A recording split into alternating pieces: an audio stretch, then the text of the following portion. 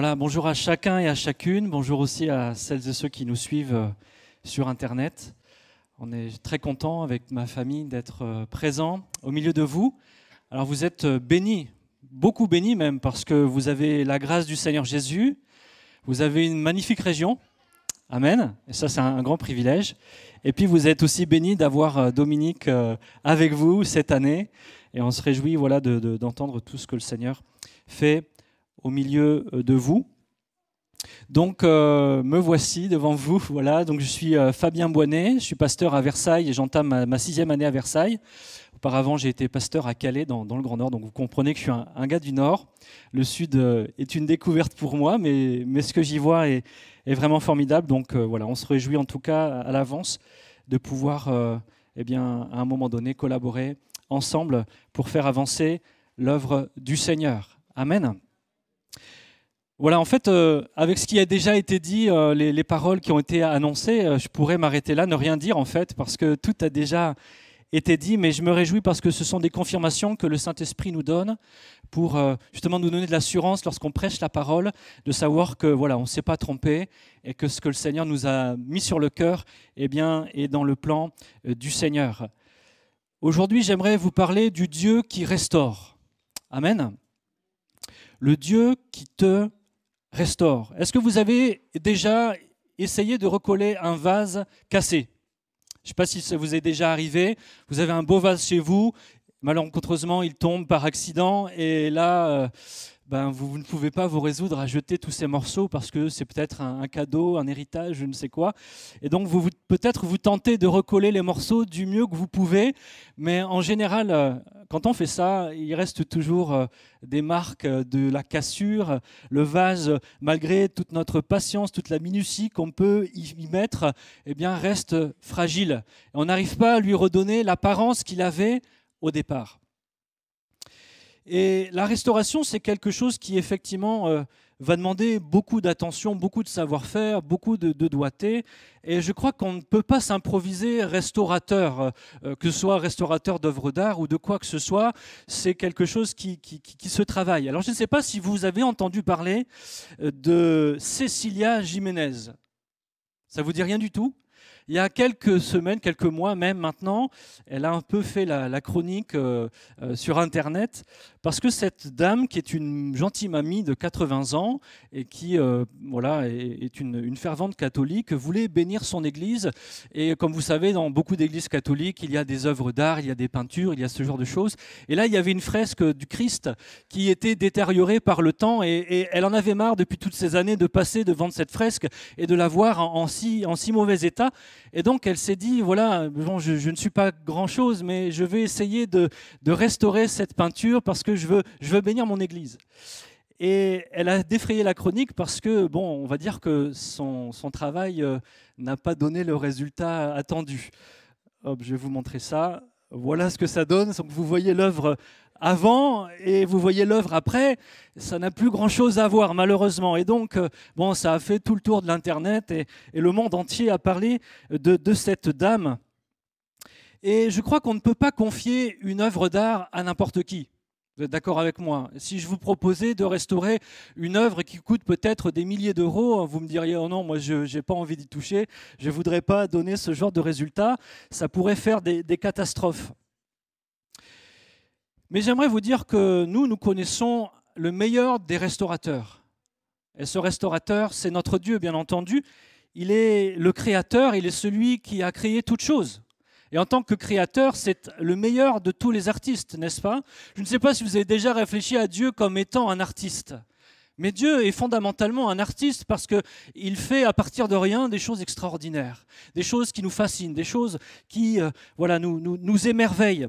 Et la parole de Dieu nous dit même que nous sommes des œuvres d'art du Seigneur, même un chef-d'œuvre, le chef-d'œuvre du Seigneur. Sa parole nous dit que nous sommes des créatures merveilleuses, n'est-ce pas ? Est-ce que vous vous êtes déjà considéré en vous regardant dans le miroir comme étant une créature merveilleuse ? Souvent, on a tendance à voir nos défauts ou ce que nous, on ne considère pas comme extraordinaire. Mais le Seigneur, lui, quand il nous voit, il voit une créature merveilleuse. Et même lorsqu'il a créé l'homme, Alors que pour tout le reste, il a dit cela est bon. Pour nous, il a dit cela est très bon. Nous sommes comme le chef-d'œuvre, l'aboutissement de l'œuvre de l'art du Seigneur. Alors si pour un magnifique tableau, le temps, l'environnement, alors quand je parle de l'environnement, je parle de la lumière auquel il va être exposé, la poussière qui va s'accumuler avec le temps, l'atmosphère dans laquelle il est entretenu, si l'atmosphère est humide ou trop sèche, toutes ces choses, même le transport d'un musée ou à un autre, vont avec le temps finir par détériorer, malgré toutes les précautions qu'on peut prendre, va finir par détériorer l'œuvre d'art. Et pour nous, je pense que c'est un peu la même chose. Nous sommes une œuvre d'art du Seigneur, mais le temps, le péché, les épreuves, les difficultés, les autres autour de nous aussi, l'impact qu'ils ont sur notre vie peuvent nous détériorer et faire que peut-être il va y avoir des cassures, des blessures, des choses qui vont avoir besoin d'être restaurées. Et on pourrait être tenté d'aller voir à droite et à gauche pour trouver des solutions pour nous restaurer, mais le risque c'est que ça finisse comme ça, comme ce qu'a tenté cette vieille dame, cette brave dame, que Dieu la bénisse. Mais heureusement, Dieu n'est pas cette dame. Amen. Lorsque Dieu entreprend une restauration, il le fait excellemment bien. Et le Seigneur, justement, est ce restaurateur hors pair, le meilleur qu'il soit, parce que c'est celui qui nous a conçus. Donc il n'y a pas mieux que lui pour savoir comment nous réparer, comment faire en sorte d'être restaurés, comment faire en sorte pour passer au travers des difficultés par lesquelles nous sommes passés, ces blessures. Dieu est celui qui veut réhabiliter même l'humanité. Si on regarde l'ensemble des Écritures, du début jusqu'à la fin, cela nous parle de la restauration que Dieu veut faire au sein de l'humanité. Amen. Dieu crée quelque chose d'extraordinaire, un chef-d'œuvre. Il dit que cela est très bon, et puis le péché fait son œuvre. Le diable vient, il tente l'homme, et puis là, c'est la déchéance. Et puis on voit que depuis cette histoire jusqu'à la fin, l'Apocalypse, Dieu met en œuvre toute une œuvre de restauration, toute une œuvre de réhabilitation, où il veut faire en sorte que cet homme déchu, cet homme brisé par le péché, cet homme pollué par toutes sortes de choses, puisse être réhabilité, restauré dans sa place auprès de son Créateur. Amen. Il y a beaucoup d'autres exemples dans la Bible. On a parlé d'Élie juste à l'instant, où Dieu va aussi faire une œuvre de restauration, de réhabilitation dans la vie d'Élie. Mais ce matin, j'aimerais particulièrement m'intéresser à l'apôtre Pierre. J'aimerais regarder au travers de son histoire comment Dieu va le restaurer, comment Dieu va le réhabiliter, et au travers de cela, comment Dieu peut nous réhabiliter, nous aussi, nous restaurer, alors que peut-être nous avons chuté, alors que nous sommes brisés face à l'échec, face à la difficulté, face à la tentation, face au péché, face aux épreuves de la vie. Et je crois que ce matin, Dieu veut faire une œuvre de restauration, une œuvre de grâce dans nos vies. Amen. J'aimerais lire avec vous, donc pour cela, le dernier chapitre de l'évangile de Jean, Jean chapitre 21, et on va lire du verset 1er jusqu'au verset 17. Après cela, Jésus se montra encore aux disciples sur les bords de la mer Tibériade, et voici de quelle manière il se montra. Simon-Pierre, Thomas, appelé Didyme, Nathanaël de Cana en Galilée, les fils de Zébédée, et 2 autres disciples de Jésus étaient ensemble. Simon-Pierre leur dit « Je vais pêcher ». Ils lui dirent « Nous allons aussi avec toi ». Ils sortirent et montèrent dans une barque, et cette nuit-là, ils ne prirent rien. Le matin étant venu, Jésus se trouva sur le rivage, mais les disciples ne savaient pas que c'était Jésus. Jésus leur dit « Enfants, n'avez-vous rien à manger ?» Ils lui répondirent « Non ». Il leur dit « Jetez le filet du côté droit de la barque et vous trouverez. » Ils le jetèrent donc, et ils ne pouvaient plus le retirer à cause de la grande quantité de poissons. Alors le disciple que Jésus aimait dit à Pierre « C'est le Seigneur !» Et Simon-Pierre, dès qu'il eut entendu que c'était le Seigneur, mit son vêtement et sa ceinture, car il était nu, et il se jeta dans la mer. Les autres disciples vinrent avec la barque, tirant le filet plein de poissons, car ils n'étaient éloignés de terre que d'environ 200 coudées. Lorsqu'ils furent descendus à terre, ils virent là des charbons allumés, du poisson dessus et du pain. Jésus leur dit « Apportez des poissons que vous venez de prendre. » Simon monta dans la barque et tira à terre le filet plein de 153 poissons, et quoi qu'il y en ait tant, le filet ne se rompit point. Jésus leur dit, « Venez, mangez. » Et aucun des disciples n'osait lui demander, « Qui es-tu » sachant que c'était le Seigneur. Jésus s'approcha, prit le pain et leur en donna. Il fit de même du poisson. C'était déjà la 3e fois que Jésus se montrait à ses disciples depuis qu'il était ressuscité des morts. Après qu'ils eurent mangé, Jésus dit à Simon-Pierre, « Simon, fils de Jonas, m'aimes-tu plus que ne m'aiment ceux-ci » Et il répondit, « Oui, Seigneur, tu sais que je t'aime. » Jésus lui dit, « Paie mes agneaux. » Il lui dit une seconde fois, « Simon, fils de Jonas, m'aimes-tu » Pierre lui répondit, « Oui, Seigneur, tu sais que je t'aime. » Jésus lui dit, « Paie mes brebis. » Il lui dit pour la 3e fois, « Simon, fils de Jonas, m'aimes-tu » Pierre fut attristé de ce qu'il lui avait dit pour la 3e fois, « M'aimes-tu » Et il lui répondit, « Seigneur, tu sais toutes choses, tu sais que je t'aime. » Jésus lui dit, « Paie mes brebis. » Amen.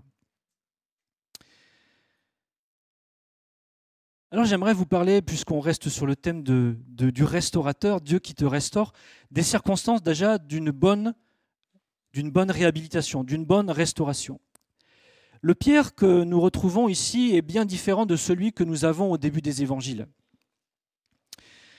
Un événement majeur a pris place dans sa vie et a occasionné une brisure dans sa vie. Cet événement, vous le connaissez, c'est le reniement de Pierre. Pierre, par 3 fois, va renier Jésus et cela va occasionner une brisure, une fêlure dans son cœur et dans sa relation avec le Seigneur. Le Pierre plein de zèle, toujours prêt à servir, parfois qui va parler avant de réfléchir, parce qu'il veut toujours faire quelque chose pour le Seigneur. D'ailleurs, c'est à cause de ce zèle qu'il va sortir de la barque sur la parole du Seigneur, marcher sur les eaux, vivre des choses extraordinaires. Mais il n'est plus tout à fait le même. Il y a quelque chose qui s'est passé dans son cœur. On voit dans ce passage qu'il va garder une forme de leadership. Parce que d'une certaine manière, il dit, moi je vais aller pêcher, et les autres naturellement vont vouloir le suivre. Il a toujours un peu ce caractère assez entreprenant et à vouloir mener des hommes. Mais il sait bien qu'au fond de lui, il est quand même plus tout à fait le même. Il semble vouloir même retourner un peu à son ancienne vie. Lui qui était toujours prêt de servir le Seigneur, de le suivre, depuis que le Seigneur est mort, même s'il est déjà venu le voir à 2 reprises, sa vie semble un peu tourner en rond, il ne vit plus les choses de la même manière. Et là, plutôt que de rester les bras croisés, il s'est dit, je vais retourner à ce que je sais bien faire, on va aller pêcher des poissons. C'est vrai qu'on vient de le voir, Jésus s'est révélé déjà 2 fois avant. Il sait que Jésus est vivant, il sait que Jésus est ressuscité, il sait que Christ est sorti du tombeau. Il a vu le tombeau vide, il a vu et constaté que le Seigneur était vivant, mais sa relation avec le Seigneur n'est plus la même. Jésus n'est plus présent au quotidien comme il l'était avant que Jésus meure. Et Jésus, il ne sait plus trop comment s'approcher de lui, comment venir à lui. Et dans son cœur, il y a comme une blessure qui ne semble pas cicatriser. J'imagine les pensées dans son cœur. J'ai renié le Seigneur. Je l'ai abandonné au pire moment. Là où il avait besoin de moi, je n'ai pas été présent. Je lui avais promis que je ne le laisserais pas tomber et je l'ai laissé tomber. Il n'a pas pu compter sur moi alors que je lui avais promis qu'il pourrait. Et peut-être c'est ton cas ce matin. Je ne vous connais pas, donc j'ai une certaine liberté de parole, mais peut-être c'est ton cas ce matin. Peut-être un jour, toi aussi, tu as rencontré le Seigneur, tu lui as donné ta vie, tu étais plein de zèle, plein de feu, et puis à un moment donné, tu as fait un choix mauvais, tu as constaté ta propre faiblesse, tu avais fait une promesse au Seigneur que tu n'as pas su tenir, et puis c'est comme si tu t'étais éloigné du Seigneur, ou tu as l'impression même que c'est le Seigneur qui s'est éloigné de toi, à cause de tes choix, à cause de ton attitude, parce que peut-être tu te dis, oui, moi, j'ai renié le Seigneur, je l'ai rejeté pour un temps. Et aujourd'hui, peut-être comme Pierre, tu te sens loin du Seigneur, loin de lui. Et il y a quelque chose de brisé en toi et tu n'arrives même pas à retrouver l'élan que tu avais au début de ta foi, au début de ta marche avec le Seigneur. Tu viens à l'église, tu es content que le Seigneur manifeste sa présence et de voir l'œuvre que Dieu fait dans la vie des autres, mais dans ta vie à toi, tu as l'impression que le Seigneur est loin, que Dieu ne se préoccupe plus de toi comme il se préoccupait auparavant parce que tu sais ce que tu as fait, tu sais le mal que tu as commis. Tu ne vois plus que tes manquements, tes fautes, tes infidélités. Et même si tu aimerais croire que le Seigneur t'a pardonné, en tout cas, toi, peut-être, tu as du mal à te pardonner ce que tu as fait. Et cela provoquait chez Pierre un éloignement. On le voit, il retourne à la pêche, lui qui était pêcheur. Il retourne à ce qu'il sait faire, à ses activités passées. Et peut-être toi aussi, finalement, voilà, puisque tu as plus ce zèle, puisque tu as comme un éloignement entre toi et le Seigneur, eh bien, tu t'es un peu éloigné de ce que tu entreprenais autrefois pour le Seigneur. Tu essayes de sauver les apparences, mais au fond de toi, peut-être, tu te sens perdu. Et toute ta vie spirituelle semble être au passé. Mais j'aimerais te dire que peu importe de fois où tu aurais pu renier le Seigneur, peu importe les mauvaises décisions que tu as pu prendre, peu importe les cassures, peu importe la détérioration qu'a produit le péché dans ta vie, ce matin, Dieu veut accomplir une œuvre de restauration dans ton cœur. Ce matin, le Seigneur veut te ramener auprès de lui.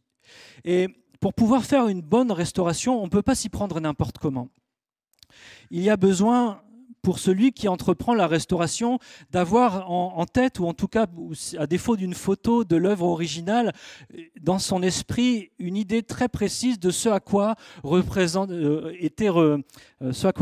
ressemblait en tout cas l'œuvre originale avant qu'elle ne soit détériorée.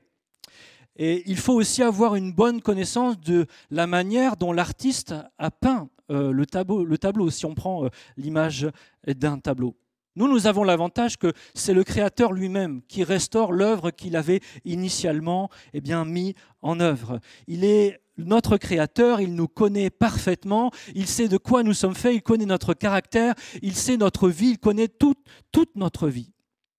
Et puisque c'est l'artiste original, il sait exactement comment s'y prendre pour nous restaurer, par quel chemin nous faire passer. Et le but d'avoir en tête l'image originale, c'est de créer un contraste, de justement faire un peu le jeu des différences entre ce qui était à l'origine et de commencer maintenant et de comment je peux m'y prendre pour faire que ce qui aujourd'hui ressemble à ce qui était autrefois. Et Jésus, dans ce passage, il va faire des contrastes avec Pierre. Il va l'amener à réaliser ce qu'était sa vie autrefois, avant que tout cela n'arrive. Le premier contraste que Jésus va faire dans la vie de Pierre, c'est son appel. Il va lui rappeler comment Jésus l'a appelé, comment tout a commencé avec Jésus. Et on peut lire ça dans Luc 5. Et vous verrez que c'est assez similaire avec l'histoire que l'on lit dans Jean 21, lorsqu'il eut cessé de parler, il dit à Simon, « Avance en pleine eau et jetez vos filets pour pêcher. » Simon lui répondit, « Maître, nous avons travaillé toute la nuit sans rien prendre, mais sur ta parole, je jetterai le filet. » Là, il y a un grand parallèle, n'est-ce pas ? Et même plus que ça encore, c'est que ça se passe exactement au même endroit, sur le même lac, sur le bateau. Certainement, ce n'est pas le même, mais il y a un parallèle, un contraste important entre comment ça a commencé avec Jésus et où est-ce qu'en est Pierre là, tout particulièrement à ce moment-là. Et je crois qu'au travers de cet épisode où Jésus va leur dire sur le rivage, est-ce que vous avez pris quelque chose ? Et ils vont dire non, on n'a rien pris. Là encore, c'est une pêche où ils ont pêché toute la nuit sans jamais rien prendre. Jésus va leur dire, jetez le filet de l'autre côté.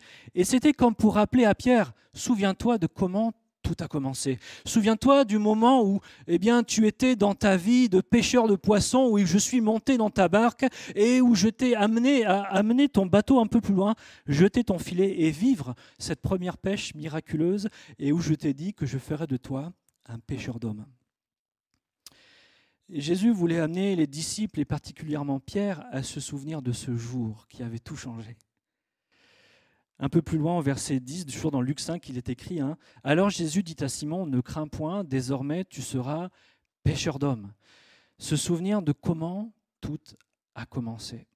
Vous savez, Jésus, je crois qu'il ne se trompe pas lorsqu'il nous appelle. Lorsque Jésus vient frapper à la porte de notre cœur et qu'il nous appelle à le suivre, qu'il nous appelle à le servir, Jésus ne se trompe pas. Et c'est bon de savoir que malgré mes échecs, malgré mes difficultés, malgré mes manquements, malgré mes dérapages, mes sorties de route, Jésus ne s'est pas trompé le jour où il m'a appelé. Il ne s'est pas trompé lorsqu'il a appelé Pierre. Jésus avait prié toute la nuit avant de choisir ses disciples. Et Jésus va monter dans la barque de Pierre parce qu'il avait une intention, il savait déjà. Alors on pourrait se dire, oui, mais Jésus est monté parce qu'il voulait s'éloigner un peu du rivage pour pouvoir prêcher à cette foule qui était là. Et puis il en a profité parce que Pierre était là. Non. Jésus est monté intentionnellement dans cette barque parce qu'il voulait changer la vie de Pierre et au travers de la vie de Pierre, changer de la vie de beaucoup de monde.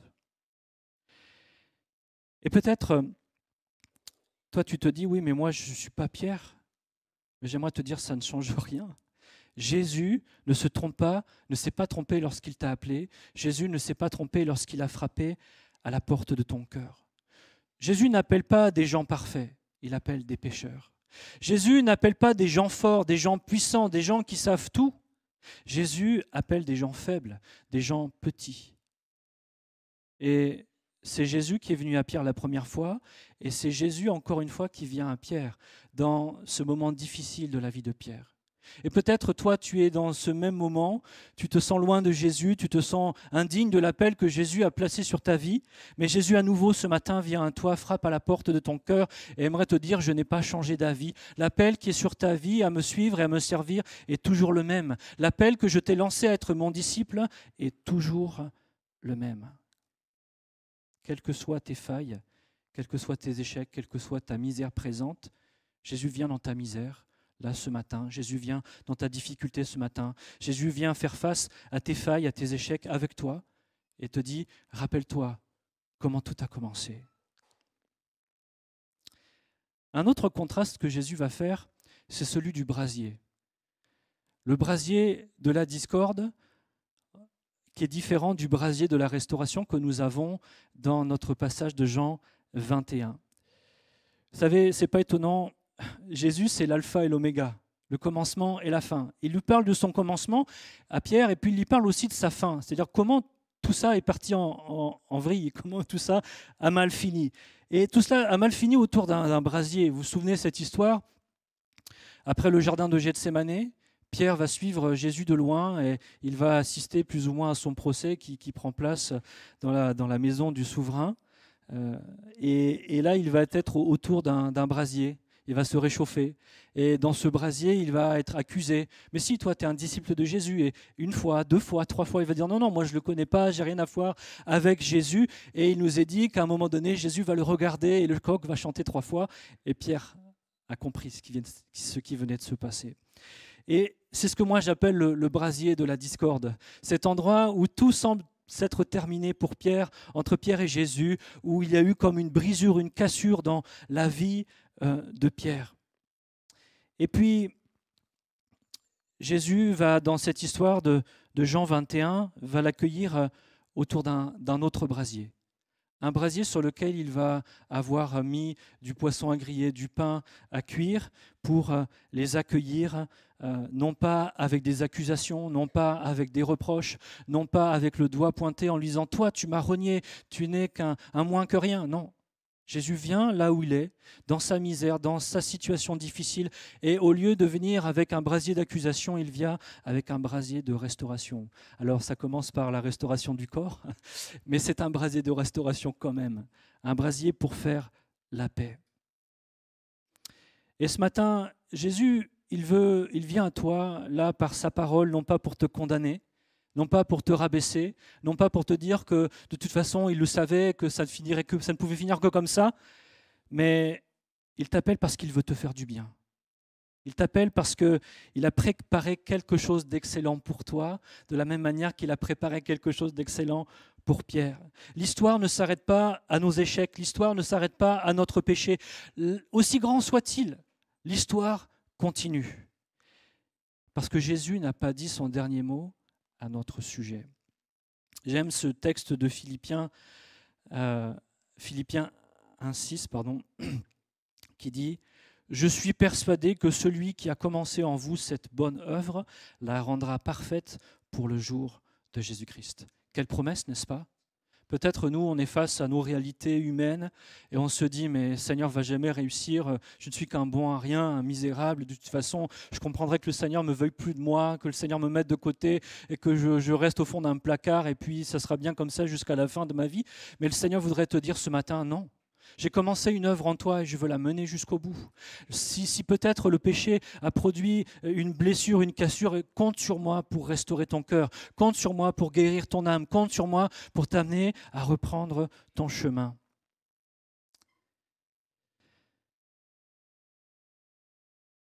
Alors on a parlé des contrastes qui sont nécessaires pour une restauration, mais j'aimerais parler maintenant de l'environnement propice, parce qu'on ne peut pas restaurer un tableau dehors sous la pluie, on ne peut pas restaurer un tableau dans une cave humide, il faut un endroit avec des caractéristiques bien particulières, une lumière bien particulière, pour s'assurer que la restauration que l'on entreprend va aboutir et va être la meilleure possible.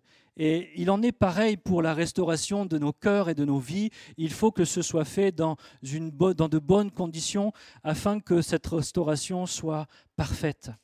Et Jésus, pour cela, a prévu un temps de grâce, mais aussi un temps de vérité, pour que son travail dans le cœur de Pierre soit puissant et efficace. On l'a lu, Jésus a préparé ce brasier et un repas qui se chauffe là sur ce brasier. Et je crois qu'il va prévoir un repas pour un ventre vide et au-delà de ça, l'abondance face au néant. C'est l'image de l'abondance face au néant. Parce que dans la vie de Pierre, c'était devenu un peu le néant. Et Jésus est ressuscité, mais il ne savait pas quoi faire de cette réalité-là, parce qu'il y avait comme cette cassure, cette blessure dans leur relation. Et Jésus l'accueille avec un repas, et il va leur dire « Venez manger ». Amen. Je ne sais pas si vous avez déjà faim. Mais le Seigneur, lui, connaît nos besoins. Il sait de quoi ils avaient besoin. Ils avaient péché toute la nuit. Ils avaient fait des efforts vains parce que ça n'avait rien produit. Mais Jésus est venu au moment parfait avec le repas dont ils avaient besoin. Et il leur dit, venez et mangez. Et je crois que pour pouvoir aborder les problèmes de fond, il est important de répondre aux besoins légitimes qui peuvent parfois monopoliser toute notre attention et notre énergie. Là, avant d'aller au fond des choses, avant de parler des vraies choses avec Pierre, il va nourrir son corps. Et je crois que c'est une belle image aussi, parfois, où on veut adresser l'évangile à toutes sortes de gens qui sont perdus dans leurs péchés, qui sont brisés de plein de choses. Mais je crois que parfois, il faut répondre à leurs besoins les plus naturels. Donner à manger, donner le vêtement ou ce genre de choses, parce que toutes ces préoccupations qui sont là dans leur esprit les empêchent de recevoir la vérité qui va changer leur vie à tout jamais. Et Jésus applique ce principe, c'est que avant d'aller au fond des choses, avant de parler de la vérité peut-être qui fâche un peu, il va d'abord leur donner à manger, il va apaiser les choses, les mettre dans un contexte, il va les mettre bien, comme on dit chez les jeunes. Voilà. Ce repas, c'est à la fois le fruit de la puissance et de la providence de Jésus, mais aussi le résultat de la foi des disciples. Si vous remarquez bien, Jésus a préparé un poisson et du pain, mais il va demander aux disciples d'amener les poissons qu'ils ont pêchés. Mais comment ont-ils pu pêcher ces poissons? Parce qu'ils ont eu confiance dans la parole que Jésus leur a dit de jeter les filets de l'autre côté. Et je crois que Jésus met à notre disposition toutes sortes de plats succulents, toutes sortes de choses excellentes qui sont bons pour notre âme, bons pour notre bien-être, mais qu'il y aura toujours besoin de notre foi pour vivre et saisir ces moments de grâce et ces moments de restauration. C'est une implication mutuelle, c'est-à-dire autant Jésus fait sa part, autant Jésus pourvoit, mais autant nous aussi nous avons besoin, avec notre foi, d'amener notre part pour que cela soit productif. Et peut-être ce matin, tu es comme Pierre, tu es affamé, tu es fatigué, et cela fait un moment que tu t'agites dans tous les sens, parce qu'au fond de toi, tu te sens très mal et ta vie spirituelle a perdu même son sens. Mais ce matin, saisis par la foi cette parole que le Seigneur te donne. Il veut te restaurer, il veut te bénir, il veut t'encourager, il veut agir au plus profond de ta vie. Nous avons notre part dans le processus de réhabilitation. Un tableau, on ne le restaure pas n'importe comment, mais on ne peut pas non plus restaurer n'importe quel tableau. Un tableau dont la toile va s'effriter au moindre coup de pinceau, on ne peut pas faire grand-chose, vous voyez. Et c'est une image spirituelle pour nous montrer que la réussite de notre restauration par Dieu dépend aussi de la disposition de notre cœur devant le Seigneur. Dieu ne va pas forcer notre cœur. Dieu ne peut pas faire une œuvre que nous ne voulons pas le laisser faire. Et c'est la parole que le Saint-Esprit nous a donnée ce matin. Est-ce que tu es prêt à laisser faire le Seigneur ? Et Pierre va nous montrer une bonne attitude vis-à-vis du Seigneur. Premièrement, on voit qu'il vient avec foi et avec respect. Au verset 7, verset 7, il est écrit « Le disciple que Jésus aimait dit à Pierre, « C'est le Seigneur ». Et Simon-Pierre, dès qu'il eut entendu que c'était le Seigneur, mit son vêtement et sa ceinture car il était nu, et il se jeta dans la mer. Pierre est venu avec de bonnes dispositions vers le Seigneur, malgré sa situation, malgré ses difficultés, malgré ses culpabilités, ses souffrances. Premièrement, il vient devant le Seigneur avec respect. On voit qu'il est en train de pécher, il est nu, et il prend la peine de se réhabiller pour venir devant le Seigneur d'une manière décente, d'une manière respectueuse. Et deuxièmement, il y va avec empressement. Il n'attend pas que le bateau soit revenu au bord, mais il se jette à la mer. Et il y a cette foi, cet empressement qui semble renaître un peu à la vue de Jésus qui est là. Et parce qu'il vient de vivre la pêche miraculeuse, il se dit peut-être le Seigneur n'a pas tout à fait terminé avec moi. Et donc il va venir devant le Seigneur avec foi, avec empressement, mais aussi avec respect. Et je crois que c'est l'attitude que le Seigneur vise dans notre cœur. Venir avec foi, que le Seigneur veut faire quelque chose, que le Seigneur peut faire quelque chose. Et avoir ce respect aussi de dire, Seigneur, moi je ne suis pas grand-chose, mais c'est toi le Seigneur. Alors je veux me tenir devant toi. Et puis, la deuxième chose, c'est que Pierre va regarder les choses en face avec humilité et avec repentance. Avec humilité et repentance. On a lu ce déjeuner qui prend place, il mange le poisson, et puis après que les corps ont été restaurés, ils se sont bien nourris, Jésus va prendre Pierre à part et puis il va lui parler, il va lui poser 3 questions. Il va lui dire, Simon, fils de Jonas, m'aimes-tu ? Et même la première fois, il va ajouter plus que ceci. Et Jésus fait là directement référence à une discussion qu'ils ont eue avant que tout cela n'arrive, où Jésus annonçait qu'il allait mourir, qu'il allait être frappé, méprisé, et où Pierre a dit, mais voilà, si tous t'abandonnent, moi je ne t'abandonnerai jamais. On peut le lire dans Matthieu 26, 33. Même si tous les autres t'abandonnent, moi, je ne t'abandonnerai jamais. Sous-entendu, moi, je t'aime plus que les autres. Les autres, leur amour est peut-être comme ça, mais moi, le mien, il est comme ça.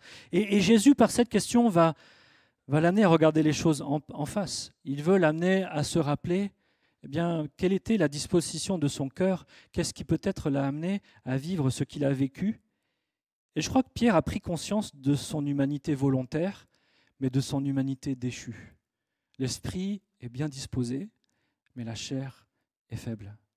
Et peut-être, vous comme moi, vous avez pris conscience à un moment donné dans votre marche avec le Seigneur que parfois on est tout feu, tout flamme, on veut faire de belles choses, on est prêt à promettre monts et merveilles au Seigneur, mais malgré la bonne disposition de notre esprit, notre chair est faible. Et Pierre ne va pas tout à fait utiliser les mêmes mots que Jésus dans sa réponse. Ça ne ressort pas très bien dans les mots français, parce qu'il est question à chaque fois d'amour. Mais dans le langage original, dans le grec, Jésus va utiliser d'abord dans ces 3 questions 2 fois le mot agapé, qui fait référence à l'amour divin. Et Jésus lui demande, m'aimes-tu parfaitement, m'aimes-tu comme on doit aimer, un peu comme 1 Corinthiens 13 nous décrit l'amour. Et Pierre va répondre par 3 fois avec le mot philéo. Tu sais que je t'aime comme un ami, que je t'aime avec une grande affection, que j'ai une certaine loyauté envers toi. Mais la réponse de Pierre vient lui dire, je ne suis pas capable d'aimer comme tu mérites d'être aimé. Pierre sait qu'il n'est pas capable d'aimer Jésus comme il mérite d'être aimé. Et on a besoin de prendre conscience là dans notre cheminement spirituel que malgré nos bonnes dispositions, malgré notre bonne volonté, nous sommes des êtres faillibles. Et notre humanité est imparfaite. Et que sans la puissance du Saint-Esprit, sans Christ en nous qui agit au travers de nous, nous sommes bien incapables de faire ce que pourtant le Seigneur nous demande de faire. Et la 3e fois, cela va produire une certaine tristesse dans le cœur de Pierre. Il va être attristé. Mais c'est une bonne tristesse. C'est une tristesse qui mène à la repentance, une tristesse qui amène à une humiliation juste et bonne, de regarder les choses en face, d'en prendre conscience et de les abandonner pour pouvoir faire autrement. La parole de Dieu nous dit dans 2 Corinthiens 7, 10 et 11, « La tristesse selon Dieu produit une repentance à salut dont on ne se repent jamais, tandis que la tristesse du monde produit la mort. Et voici même cette tristesse selon Dieu, quel empressement n'a-t-elle pas produit en vous? Quelle justification, quelle indignation, quelle crainte, quel désir ardent, quel zèle, quelle punition? Vous avez montré à tous égards que vous étiez purs dans cette affaire. » Il fallait que Pierre reconnaisse la réalité de son cœur, la réalité de sa situation, la réalité de son humanité, de sa faillibilité, pour pouvoir après demander au Seigneur, par sa grâce, par sa puissance, par son esprit, d'agir au travers de lui puissamment. Vous savez, le Seigneur ne veut pas nous attrister indéfiniment, mais il a besoin d'être exposé à la réalité, à la vérité de sa parole, pour que sa parole puisse ouvrir peut-être les plaies qui n'arrivaient pas jusque-là à cicatriser, pour que le Seigneur aille au fond des choses. Ça fait mal de se faire curer une plaie, vous savez, mais parfois c'est vital en fait, parce que si on ne le fait pas, la plaie reste infectée, elle se referme en surface, mais les impuretés restent à l'intérieur et elle ne peut jamais guérir. C'est une plaie qui va constamment suppurer. Mais Jésus fait les choses en profondeur. Il ouvre la plaie, c'est sûr ça fait mal, il frotte un peu, ça fait mal, mais il va au fond des choses. Et la vérité, elle nous rend libres. La vérité, elle nous affranchit. Est-ce que nous sommes prêts à laisser le Seigneur mettre le doigt là où ça fait mal? À laisser le Seigneur nous montrer les réalités de notre cœur qui nous ont amenés à vivre des blessures, des cassures, des reniements peut-être de notre part, de mettre en lumière la réalité de notre nature humaine pour d'autant plus apprendre à compter sur la puissance du Saint-Esprit, apprendre à marcher par sa puissance et par sa grâce. Ou alors préférons-nous nous maintenir à distance, de vivre une spiritualité à distance où Jésus n'est ni trop près ni trop loin. On se suffit d'être assis à l'église, d'écouter les beaux messages qui sont prêchés dimanche après dimanche, mais où notre vie ne porte pas de fruits, où nous ne sommes plus à l'œuvre pour le Seigneur et où nous sommes devenus comme stériles. Et nous nous occupons comme bon nous semble, mais finalement, cela ne produit rien pour la vie éternelle. Le Seigneur, ce matin, nous appelle à nous approcher de lui, à venir à lui, à le laisser faire son travail, un travail pour notre salut. C'est un appel à incarner avec foi ce que Dieu voit en nous. Vous savez, nous, on se voit souvent dans notre humanité, dans notre misère, dans nos manquements, dans notre péché, on se voit comme des pécheurs, alors que pourtant la parole de Dieu nous invite à nous voir comme morts au péché et vivants en Christ. Et je crois que cette histoire avec Pierre nous encourage à nous voir avec foi comme Dieu nous voit, ce beau chef-d'œuvre abouti à l'image de Christ, capable de faire de bonnes œuvres pour le Seigneur. Parce que ce que Dieu fait présentement dans la vie de Pierre, c'est non seulement il restaure sa vie, il guérit cette plaie qui n'était pas guérie encore, mais il le réhabilite dans son appel. Paie mes brebis, paie mes agneaux, prends soin de mon Église. Ce à quoi je t'ai appelé autrefois à être un pêcheur d'hommes, je t'y appelle encore aujourd'hui et je vais t'y aider parce que tu ne vas plus le faire par tes propres forces, par tes propres moyens, par tes propres capacités, mais par la puissance de mon esprit. Amen. C'est aussi un appel à manifester notre amour par nos actes plus que par nos paroles. Parce que nous, on est fort pour dire de belles choses au Seigneur, de faire des belles prières, mais dans la réalité de nos vies, de vivre tout autrement. Et je crois que cette œuvre de grâce que Christ fait dans la vie de Pierre et qu'il veut faire dans notre vie nous encourage à essayer encore, à progresser, de marcher de victoire en victoire, de sanctification en sanctification. Il y aura encore des moments où peut-être vous allez tomber, vous allez échouer, où il y aura peut-être une autre blessure qu'il y aura besoin d'être guérie, mais l'œuvre que le Seigneur a fait une fois, une deuxième fois, une troisième fois, il le fera jusqu'à la fin de notre vie parce que l'œuvre qu'il a commencé un jour, il l'amènera jusqu'à son terme. Notre responsabilité à nous, c'est de chercher à mettre en œuvre notre salut, jour après jour, à travailler à ce que l'œuvre que Christ a déposée en nous, l'esprit qu'il a mis en nous, la puissance qu'il met à notre disposition puisse s'exprimer pleinement afin que nous portions beaucoup de fruits. Amen. Et non pas que nous vivions une vie stérile de chrétiens qui chauffent les chaises mais qui ne bougent rien dans le royaume des ténèbres. Nous sommes appelés à faire avancer le royaume de Dieu, à briller de la lumière de Christ, à être le sel de la terre. Mais cela, nous ne pouvons pas le faire sans cette œuvre de restauration à laquelle le Seigneur nous appelle presque au quotidien en réalité.